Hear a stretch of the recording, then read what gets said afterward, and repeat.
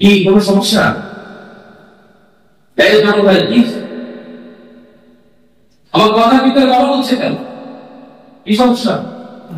Disturb হচ্ছে না? কোনো আরেকজনের উপরে আঙ্গুল তুলে তাকানোর আগে নিজের আঙ্গুলের দিকে তাকাবেন, এক আঙ্গুল তাকাবেন, লাভ চার আঙ্গুল আপনার নিজের দিকে আছে। আল্লাহ আঙ্গুল বের করবেন, পায়ে সম্মান করবেন। যদি মনে করেন সম্মান করা যাবে না, তাকে সম্মানিত বিদায় করতে হয়, কোনো আপত্তি নাই।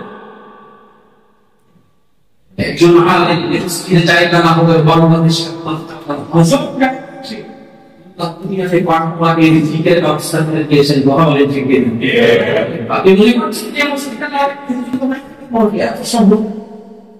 আল্লাহ যদি আলেমদের রিজিক লিখে থাকেন, তাহলে আল্লাহ তাআলা ব্যবস্থা করে রেখেছিলেন, এটা আপনার টেনশন ছিল। কিন্তু খবরদার আলেমদের সাথে বেয়াদবি করবেন, অবাক হয়ে যাবে, আফসোস করবেন যে আমাদের সেদিন আর খুঁজে পাবেন না ওই আলেম। আল্লাহ এই জায়গায় আল্লাহ সত্যতা করে দেবেন। আমি আমার জন্য কথাগুলো বলি নাই, আমি করেছি। একটি সমসাময়িক বিষয়, এজন্য কথাগুলো আনতে বাধ্য হচ্ছি যে একজন মসজিদের ইমামকে দুনিয়া থেকে অপবাদকে বিদায় করে দিল, একটা মুসলিমও তাকে বাঁচানোর জন্য আসলো না। কি ক্ষেত্রে প্রসার হচ্ছে? এই হচ্ছে আলেমদের অবস্থা।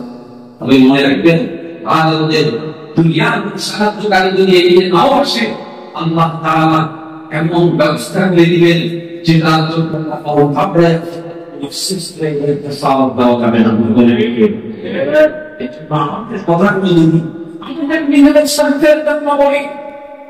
তাহলে আল্লাহ আমাদের বিচার করবেন। আর কথাগুলো যদি কোরআন এবং হাদিসের দাবিতে করি, তাহলে আপনার মন মতো যদি নাও হয়, তারপর কষ্ট করে বেদিনান সফলতা এর মধ্যেই আছে। কথা বলে ঠিক দিয়ে আল্লাহ তাআলা আমাদেরকে তৌফিক দান করুন।